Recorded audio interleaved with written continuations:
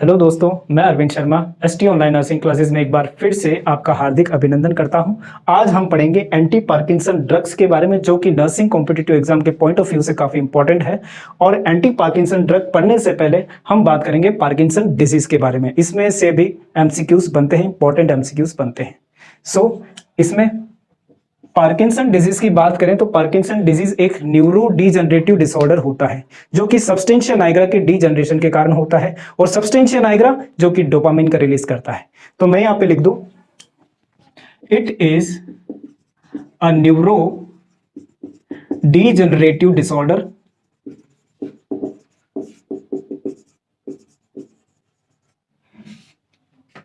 Mainly caused by deposition of pigment on substantia nigra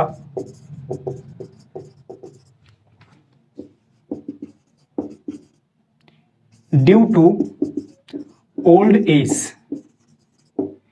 old age के कारण क्या होता है कि सब्सटेंशिया नाइग्रा एक न्यूरॉन होता है जो कि डोपामिन का रिलीज करवाता है। ठीक है, अब इस सब्सटेंशिया नाइग्रा पर पिगमेंट जमा होता रहता है। जैसे जैसे एज बढ़ती है वैसे वैसे इस पर पिगमेंट जमा होता रहता है और ये इस न्यूरॉन का डीजनरेशन होता रहता है और जिसके कारण से ये डिजीज होती है। Next one point, in this disease neurotransmitter dopamine is decreased.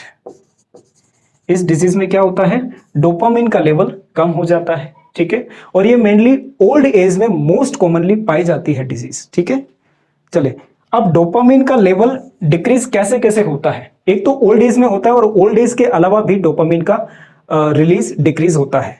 तो मैं यहां पे लिख दूं, dopamine decreased due to first one most commonly in old age, second one एक सब्सटेंस होता है जिसे बोलते हैं मिथाइल फिनाइल टेट्रापेरिडिन।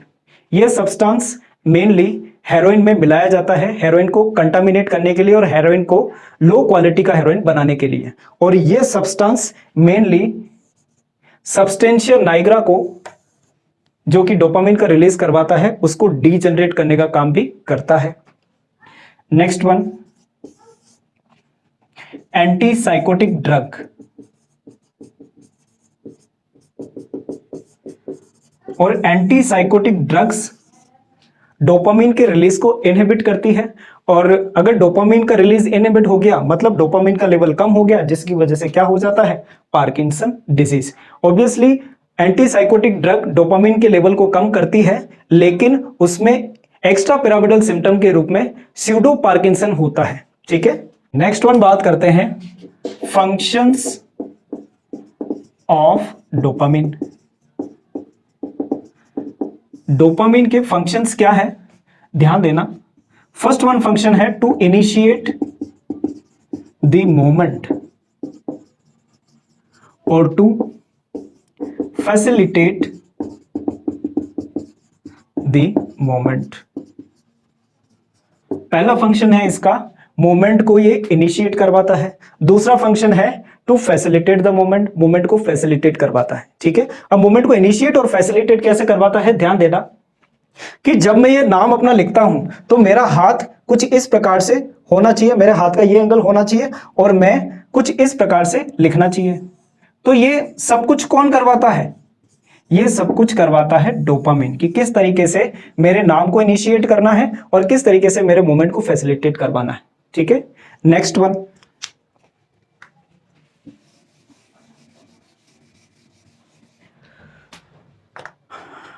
मान करके चलें कि दूसरा इसका फंक्शन है कि ये फेशियल एक्सप्रेशन वाले मूवमेंट को इनिशिएट करवाता है, उनको फैसिलिटेट करवाता है। ठीक है, तो ये हो गया डोपामिन का काम। तीसरा फंक्शन है इसका कि जब हम वॉक करते हैं तो हमारा जो मूवमेंट है वो किस प्रकार से होना चाहिए, हमारे पैरों के उठने का एंगल किस प्रकार से होना चाहिए, मूवमेंट चलते समय मूवमेंट किस प्रकार से इनिशिएट होना चाहिए और किस प्रकार से हम अपने पैर को उठाने का एंगल होना चाहिए। ठीक है, तो ये फंक्शन कौन करवाता है, ये फंक्शन करवाता है डोपामिन। ठीक है, अब अपन पढ़ेंगे कि इस डिजीज कंडीशन में डोपामिन किस तरीके से काम करता है। ठीक है, चलिए ये हो गए functions of dopamine. Next one बात करें डिजीज कंडीशन के साइन एंड सिम्टम्स की। साइन एंड सिम्टम्स, चले इसके साइन एंड सिम्टम्स बहुत ज्यादा इजी है। ठीक है, अपन ने बात की थी मूवमेंट को इनिशिएट करवाना और मूवमेंट को फैसिलिटेट करवाना। ध्यान देना, अगर डोपामिन का लेवल कम हो जाएगा तो क्या मूवमेंट होंगे, नहीं होंगे। तो मैं यहां पे लिख दूं ब्रेडिकाइनेशिया, हाइपोकाइनेशिया, या फिर मैं इसी को लिख दूं एकाइनेशिया। काइनेटिक मतलब होता है मोमेंट। अब मोमेंट कुछ हद तक कम हो गए हैं तो इसे बोलेंगे ब्रेडिकाइनेशिया या फिर हाइपोकाइनेशिया, और कुछ हद तक कम से फिर खत्म ही हो गए मोमेंट आना तो फिर इसे अपन बोलेंगे एकाइनेशिया। ठीक है, ब्रेडिकाइनेशिया में फर्स्ट अर्ली सिम्टम दिखता है जिसका नाम है माइक्रोग्राफिया, और Micrographia is the earliest symptom of Parkinson. Parkinson disease का अर्लीएस्ट सिम्टम कौन सा होता है, वो होता है माइक्रोग्राफिया। अच्छा ये क्यों होता है, क्योंकि जब डोपामिन की कमी हो जाती है तो मैं आपको ये बता चुका हूं कि ये मूवमेंट को इनिशिएट करवाता है और फैसिलिटेट करवाता है। ये मूवमेंट को जस्ट ये कुछ इस प्रकार से इनिशिएट करवाता है। अब डोपामिन की हो गई कमी तो फिर मैं अपना नाम कुछ इस तरीके से लिखूंगा, मतलब छोटे छोटे अक्षरों में लिखूंगा, और इसीलिए डोपामिन की कमी से क्या आता है, माइक्रोग्राफिया आता है। ठीक है, नेक्स्ट वन क्लासिकल सिम्टम है जिसका नाम है मास्क लाइक फेस। अब मैंने आपको बताया था कि डोपामिन कुछ हद तक फेशियल एक्सप्रेशन देता है। अगर डोपामिन की कमी हो गई तो फेशियल एक्सप्रेशन आना बंद हो जाएंगे, हमारी आई जो है ब्लिंक नहीं करेगी और हम जस्ट एक तरफ देख रहे हैं तो उसी तरफ देखते रहेंगे, मतलब घूरते रहेंगे। ठीक है, तो एक एम्स रायपुर में क्वेश्चन भी पूछा गया है कि which of the following disease in which the mask like face and steering occur. And steering का मतलब होता है घूरना। यह पूछा गया है एम्स रायपुर में, एम्स रायपुर 2019 में यह क्वेश्चन पूछा गया है। ठीक है, नेक्स्ट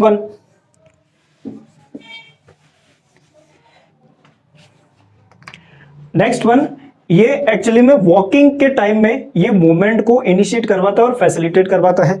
मान के चले हम चल रहे हैं तो ये हमारे चलने का जो स्टाइल है, हमारे चलने को इनिशिएट करवाता है, हमारे चलने को फैसिलिटेट करवाता है। अब डोपामिन की हो गई कमी तो इसमें मेनली सफलिंग गेट दिखेंगे।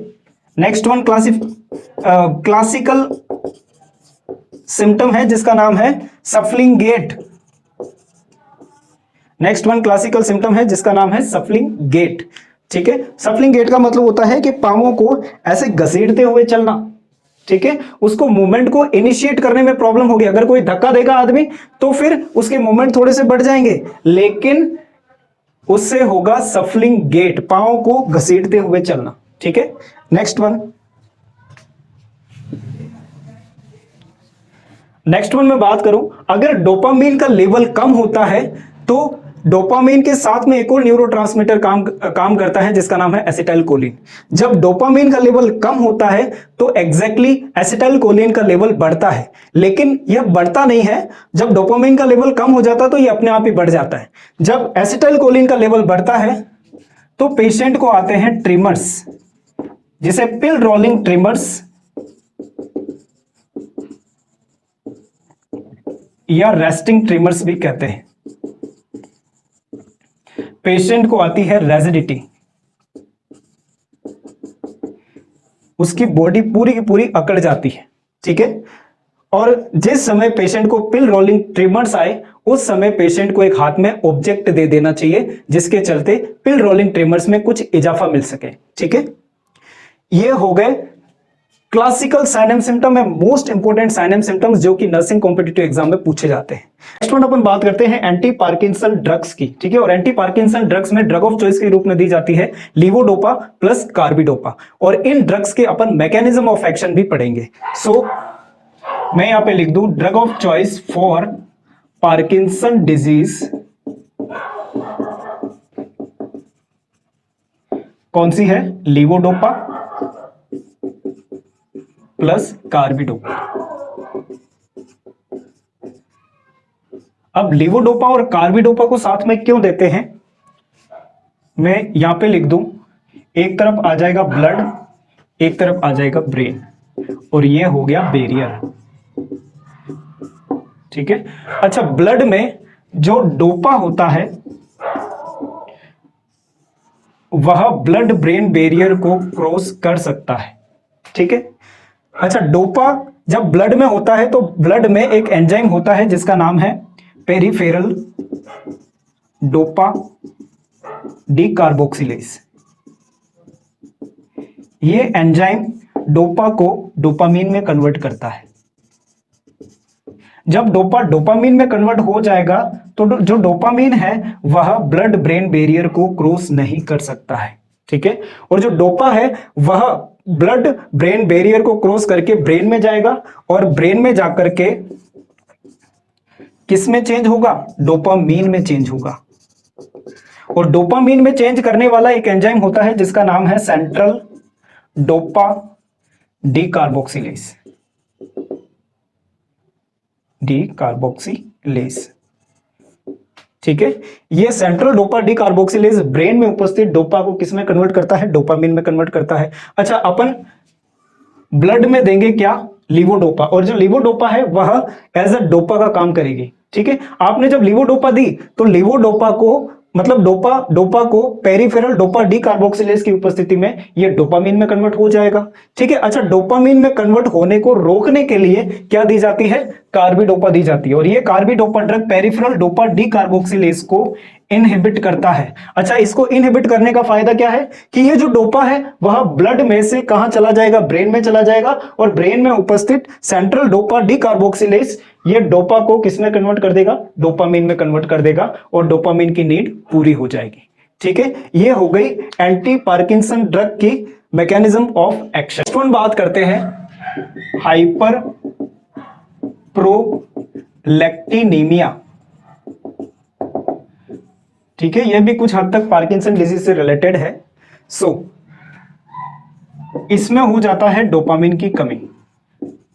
जब डोपामिन डिक्रीज हो जाता है तो प्रोलैक्टिन का लेवल बढ़ जाता है। जब लेडी में प्रोलैक्टिन का लेवल बढ़ेगा तो जीएनआरएच ये हार्मोन हो जाता है कम, गोनेडोट्रोपिन रिलीजिंग हार्मोन। जब गोनेडोट्रोपिन रिलीजिंग हार्मोन कम हो जाता है तो एफएसएच और एलएच का लेवल भी कम हो जाता है। ठीक है, फॉलिकल स्टिमुलेटिंग हार्मोन और ल्यूटिनाइजिंग हार्मोन भी कम हो जाता है। जब ये कम हो जाएगा तो लेडी को आएगा अनओवुलेशन। ठीक है, जो फेलोपियन ट्यूब में ओवुलेशन होना चाहिए, ओवम आना चाहिए, वह ओवम आएगा नहीं। जब ओवम नहीं आएगा तो क्या लेडी में फर्टिलाइजेशन होगा, नहीं होगा। जब फर्टिलाइजेशन ही नहीं होगा तो लेडी में आएगी इनफर्टिलिटी। क्या आएगी, इनफर्टिलिटी आएगी। नेक्स्ट वन, जब प्रोलैक्टिन का लेवल बढ़ेगा, जब प्रोलैक्टिन का लेवल बढ़ेगा तो लेडी में होगा गैलेक्टोरिया, मतलब excessive secretion of milk. Next one होगी लेडी में इनफर्टिलिटी, जो अपन ने पहले बात कर ली है। नेक्स्ट वन होगा अनओवुलेशन, अनओव्यूलेशन। ठीक है, और हाइपरलेक्टिनीमिया में ड्रग ऑफ चॉइस के रूप में दी जाती है ब्रोमोक्रिप्टिन, और ये जो ब्रोमोक्रिप्टिन है वह होती है डोपामीन एगोनिस्ट। ठीक है, चलिए नेक्स्ट वन पढ़ते हैं। पार्किंसन डिजीज से रिलेटेड कुछ एमसीक्यूज है जो कि कॉम्पिटिटिव एग्जाम में आ रखे हैं। तो फर्स्ट वन एमसीक्यू की बात करें, a neurological disorder in which the patient will have an expression of mask like face and staring is known as. इसमें यह कहना चाहता है कि एक न्यूरोलॉजिकल डिसऑर्डर जिसमें पेशेंट एक सिम्टम के रूप में पेशेंट में देखा जाता है कि expression of mask like face होता है और स्टेरिंग का मतलब होता है घूरना, मतलब एक टक से देखता रहेगा और जिसका मास्क लाइक फेस हो जाएगा।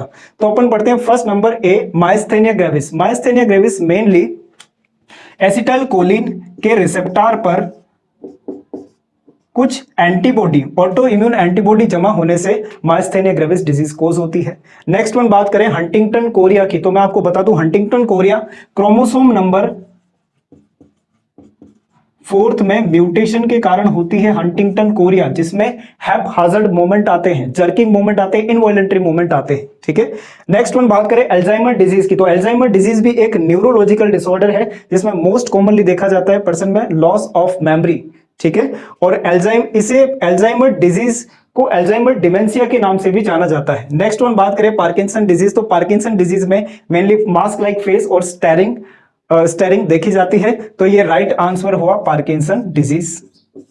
ये एम्स रायपुर 2019 में क्वेश्चन आया हुआ है। नेक्स्ट वन बात करें early sign of Parkinson disease is, जो कि RUHS MSc नर्सिंग 2017 में आया हुआ है। तो पार्किंसन डिजीज का अर्ली साइन कौन सा है? ट्रेमर्स, रैजिडिटी, एकाइनेशिया और टेकिकार्डिया। तो जो एकाइनेशिया है, एकाइनेशिया का मतलब होता है कि मूवमेंट कुछ हद तक अब्सेंट हो जाते हैं, और मूवमेंट कुछ हद तक कम हो जाने को कहेंगे ब्रेडिकाइनेशिया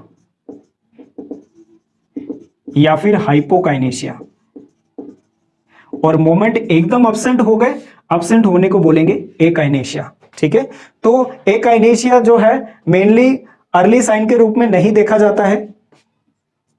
नेक्स्ट वन रेजिडिटी, इसमें अगर रेजिडिटी की बात करें तो पार्किंसन डिजीज में लेड पाइप रेजिडिटी होती है जो कि एसिटाइल कोलिन की वजह से होती है, और ये मेनली डिजीज की एडवांस स्टेज में देखा जाता है। तो रेजिडिटी भी नहीं होगा और ना होगा टेकिकार्डिया। तो अर्ली साइन के रूप में देखा जाता है क्या?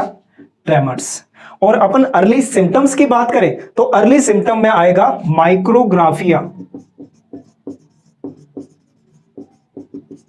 ठीक है, ये है आपके अर्ली सिम्टम, और अर्ली साइन की बात करें तो आएगा trimmers.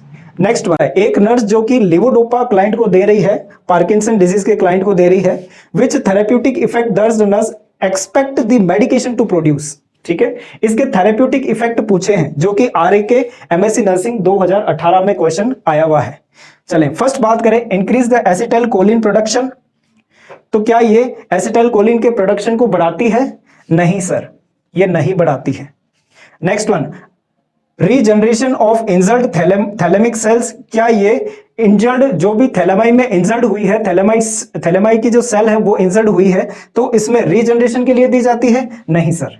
Next one improvement of myelination in neurons, अपन बात करें पार्किंसन डिजीज की, तो पार्किंसन डिजीज में कभी भी न्यूरॉन का डीमाइलिनेशन नहीं होता है।